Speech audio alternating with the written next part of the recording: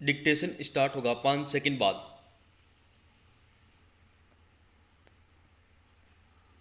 Start. हाल में जारी वैश्विक भूखमरी सूचकांक में भारत हाल की स्थिति खराब बताई गई है। विराम। 116 देशों की सूची में पहले 100 में भारत को जगह नहीं मिलना स्थिति की गंभीरता को बताने के लिए काफी है। विराम। वैश्विक भूखमरी सूचकांक में भारत इस बार 101वें स्थान पर। हैरानी की बात तो यह है कि इस सूचकांक में हम अपने पड़ोसी देशों पाकिस्तान 92, बांग्लादेश 76 और म्यांमार 71 से भी पीछे है। रिपोर्ट में भारत में भूख के स्तर को गंभीर बताया गया है। विराम। हालांकि तथ्यों पर गौर करें तो 2020 में भारत 94 में पायदान था, अब 7 पायदान और नीचे खिसक गया। विराम। जाहिर है भूखमरी से निपटने में हमारे प्रयासों में खामियां हैं और हम इस दिशा में वैसे कदम नहीं उठा रहे हैं जो बेहद जरूरी है। विराम। गौर करने वाली बात यह है कि 2020 की सूची में कुल देश 107 थे। विराम। इस हिसाब से पिछले साल भारत से खराब प्रदर्शन करने वाले देशों की तादाद 13 थी, जबकि इस बार 15 है। विराम। यानी भारत को 2 पायदान का फायदा ही हुआ है। विराम। लेकिन नकारात्मक पक्ष यह है कि 2020 में 93 देश हमसे बेहतर थे, जबकि इस बार 100 देश हमसे अच्छे हैं। पैराचिन। इस सूचकांक में भूख की स्थिति के आधार पर देशों को 0 से 100 अंक दिए गए हैं। विराम। ये 10 से कम अंक का मतलब है कि देश में भूख की समस्या बेहद कम है। विराम। इसी तरह 20 से 34.9 अंक का मतलब भूख का गंभीर संकट और 35 से 49.9 अंक का मतलब है कि हालात चुनौतीपूर्ण है। विराम। इस बार भारत को 27.5 अंक मिले, यानी संकट गंभीर है। विराम। अब सवाल है कि आखिर ऐसी स्थिति क्यों है। दरअसल यह सूचकांक 4 पैमानों पर तैयार किया जाता है। विराम। ये अल्प पोषण लंबाई के हिसाब से कम वजन वाले बच्चे, उम्र के मुताबिक कम लंबाई वाले बच्चे और बाल मृत्यु दर 5 साल से कम उम्र के बच्चों की मृत्यु दर। विराम। रिपोर्ट की माने तो भारत में 17.3% बच्चे लंबाई की अनुपात में कम वजन रहे हैं और यह आंकड़ा की समस्या से जूझ रहे दुनिया के देशों में अधिकतम है। विराम। वहीं सभी 34.7% बच्चे बौनेपन के शिकार हैं। विराम। हालांकि बाल मृत्यु दर में भारत की स्थिति अच्छी बताई गई है। विराम। लेकिन पोषण के स्तर पर भारत की खासी आलोचना हुई है। पैराचिन। अगर भूखमरी सूचकांक से इतर भी बात करें तो भारत की स्थिति कोई बेहतर नहीं आंकी जा रही है। वैश्विक पोषण रिपोर्ट 2020 के दावों पर यकीन करें तो भारत दुनिया के उन 88 देशों में शामिल है जो अगले 4 साल यानी 2025 तक वैश्विक पोषण लक्ष्यों को हासिल करने में सफल नहीं हो सकेंगे। विराम। यानी बच्चों में कम वजन और उनकी शारीरिक वृद्धि में रुकावट जैसी विसंगतियों से हमें अभी लंबे समय तक जूझना होगा। विराम। अगर भारत सरकार के राष्ट्रीय परिवार स्वास्थ्य सर्वेक्षण पर गौर करें तो भारत में बाल कुपोषण की स्थिति गंभीर बनी है। विराम। आधे से ज़्यादा राज्यों में बच्चों में बौनेपन और उम्र साथ वजन में कमी जैसी समस्याओं में वृद्धि हुई है। विराम।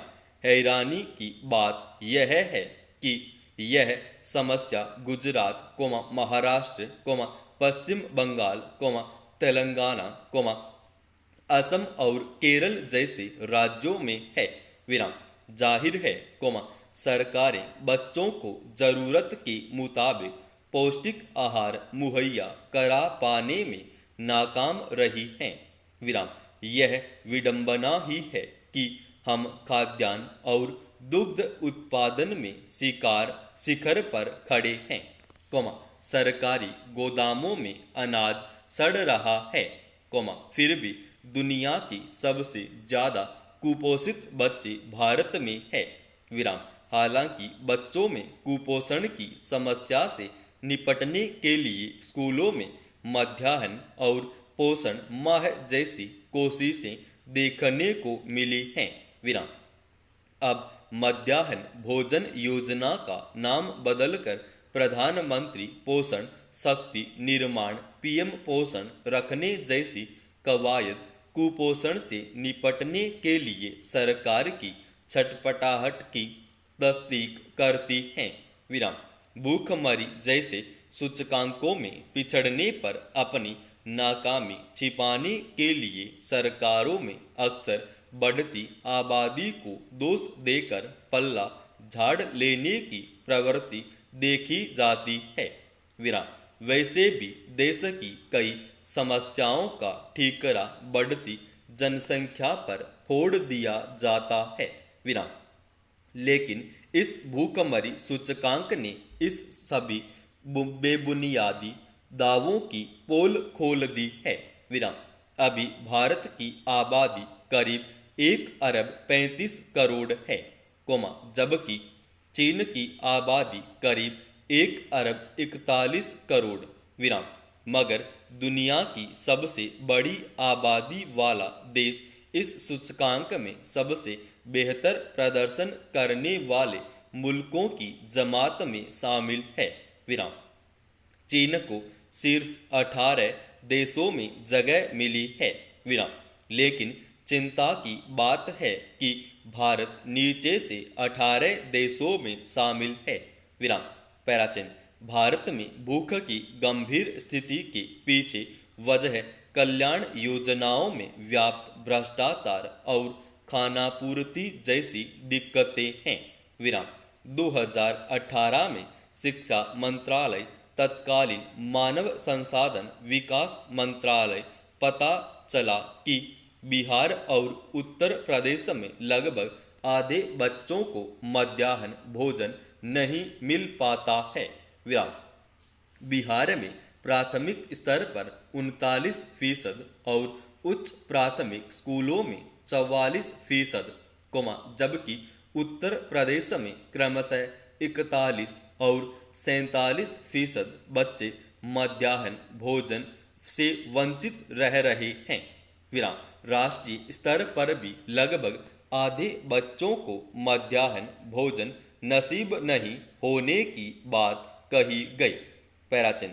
दरअसल, कुपोषण की इस भयावह तस्वीर को बदलने के लिए संजीदगी भरी कोशिशों की जरूरत है। विराम।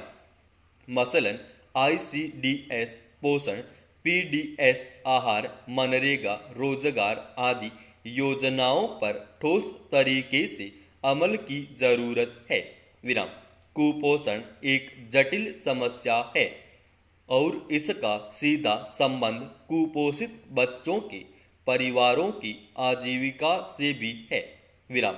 जब तक गरीब परिवारों के पास आजीविका का कोई साधन नहीं है, तब तक कुपोषण की समस्या से लड़ पाना संभव नहीं है। विराम। लिहाजा कुपोषण की पहचान करने वाले परिवारों को जन वितरण प्रणाली एवं मनरेगा के तहत सामाजिक सुरक्षा मुहैया कराना चाहिए। विराम। सरकार भले 80 करोड़ लोगों को मुफ्त अनाज देने का दावा कर रही हो, लेकिन इसकी पड़ताल जरूरी है कि वाकई में यह जरूरतमंदों तक पहुंच भी रहा है या नहीं। विराम। ऐसी योजनाओं में व्याप्त भ्रष्टाचार के चलते लोगों तक अनाज न पहुंचना कोई नई बात नहीं है। विराम। स्कूलों में है छात्रों की फर्जी हाजिरी लगाकर उनके नाम पर मध्याह्न भोजन की राशि में गोलमोल की खबरें भी कोई नई बात नहीं है। विराम। इसलिए अगर स्कूलों में विद्यार्थियों की बायोमेट्रिक हाजिरी प्रणाली लागू कर दी जाए तो मध्याह्न भोजन योजना में कर आए भ्रष्टाचार पर काफ़ी हद तक लगाम लगाई जा सकती है। विराम। हालांकि कुछ राज्यों में इसकी शुरुआत भी हो चुकी है। समाप्त।